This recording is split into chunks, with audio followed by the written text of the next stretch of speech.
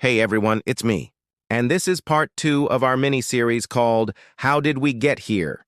If you missed part 1, I encourage you to go back and watch that before diving into this video. Also, a quick reminder, this video contains some potentially sensitive content and strong language. Viewer discretion is advised. In part 1, we talked about how God created the world and everything in it, including the first humans, Adam and Eve. And if you remember, they were created in God's image, which means that they had the ability to love, to reason, and to make choices.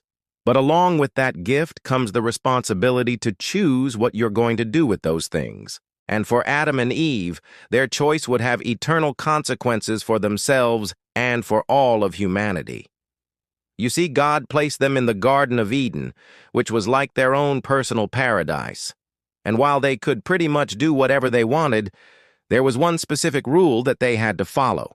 They weren't allowed to eat from the tree of the knowledge of good and evil. In fact, God explicitly told them not to eat from that tree. But you know what? I bet a snake that you won't resist if I ask you to do something really stupid. Oh, yeah.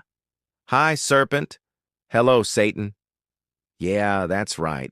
The serpent was actually a demon, and he was trying to tempt Eve to break the one rule that God had given her.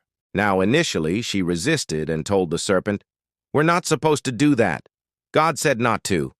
But then Satan started twisting God's words and minimized what she was about to do, saying, "No, God did say that you can eat from every tree in the garden, didn't he? I mean, come on, just one little fruit. What's the worst that could happen?" So Eve decided to listen to the serpent instead of God, ate the fruit, and gave some to Adam as well. And even though it tasted really good, both of them knew that they had done something wrong. Suddenly, they felt shame and guilt, and they tried to hide from God by making some pretty pathetic excuses.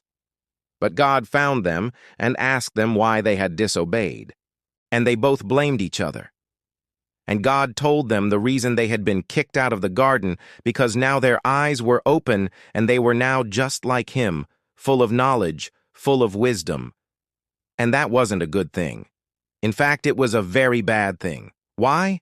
Because that kind of knowledge, that kind of wisdom, it's tainted by sin. See, the problem was that they chose to believe Satan over God.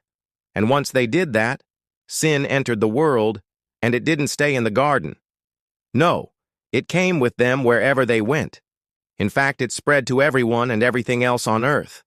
And as a result, all of humanity became broken, corrupted, and sinful, fully separated from God, and death entered the world. As a result, people began to die. That's why it's called the fall, because it was a falling away from God, a falling into sin, a falling into death. And ever since that moment, people have been searching for ways to get back into the garden, to get back into a right relationship with God. But the problem is, we can't do that on our own. We need help. But thankfully, God said that help was on the way. So the big question is, what does the arrival of that help look like? What does it mean for you and me?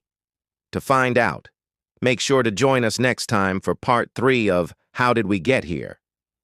When we continue this important series, I want you to consider subscribing to the channel so that you never miss an upload. And if you enjoyed this video, be sure to give it a like and share it with a friend. Thanks for watching. See you next time.